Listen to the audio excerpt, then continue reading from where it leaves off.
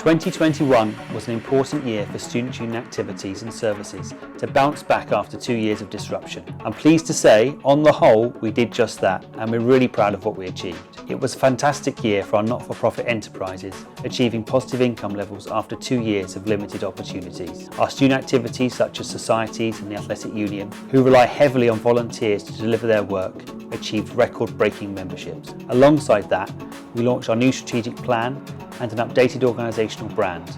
Both these projects position us well for success in the future. It was great to see Students' Union activity return to nearly normal in 2021.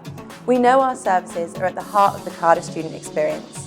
In 2021, we prioritised student wellbeing as students told us that this was most impacted throughout the pandemic.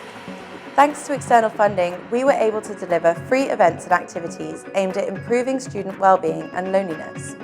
I'm pleased to say that over 20,000 students took part in initiatives such as Feed Your Flat. Hundreds benefited from therapy dogs, free period products, and so much more. We're really proud of what we've achieved. Here's the highlights.